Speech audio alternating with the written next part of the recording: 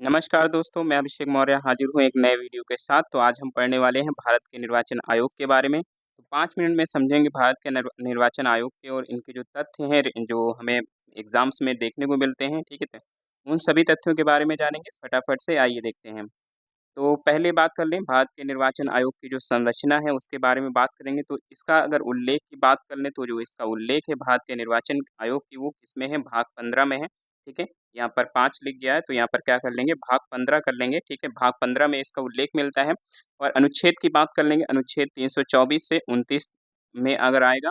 और क्वेश्चन आता है कि जो भारत का निर्वाचन आयोग है ये किस प्रकार की जो संस्था है, एक विधिक निकाय है या फिर संवैधानिक संस्था है? तो भारत का जो निर्वाचन आयोग है वो कैसा संस्था है? तो ये एक संवैधानिक संस्था है, ठीक है?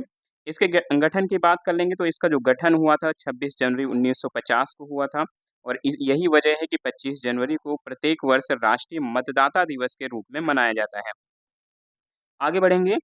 अगला तथ्य है कि निर्वाचन आयोग 1950 से 1989 तक एक सदस्यीय रहा है। तो इसकी बात कर लें, निर्वाचन आयोग जो प्रारंभ में है वो बहुसदस्यीय नहीं था।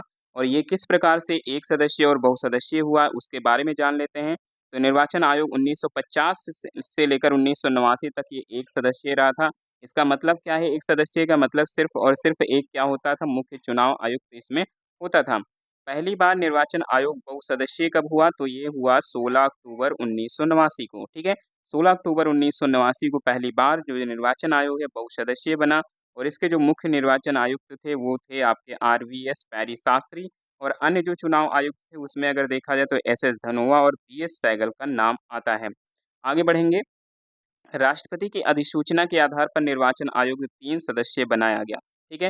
राष्ट्रपति ने अधिसूचना जारी करके जो निर्वाचन आयोग है उसको 30 सदस्यीय बनाया। और इस प्रक्रिया की हालाँकि काफ़ी आलोचना हुई। और बाद में क्या हुआ कि ये जो आपका आयोग है वो फिर से जो है 1 जनवरी 1990 को पुनः जो है 1 सदस्यीय बना दिया गया, ठीक है? और 1 सदस्यीय बनने के बाद ये फिर से अगर देखा है तो 1 अक्टूबर 1993 को पुनः एक बार फिर से बहुसदस्यीय बनाया गया। और तब इसके जो मुख्य चुनाव आयुक्त हैं वो श्री टीएन शेषन को। और मुख्य चुनाव आयुक्त के तौर अन्य चुनाव आयुक्त के तौर पर अगर देखा जाए तो एमएस गिल और जीवीजी कृष्णमूर्ति आते हैं। तो कई बार ये अगर देखा जाए तो हुआ है और इनको एक साथ भी हम लोग पढ़ लेंगे।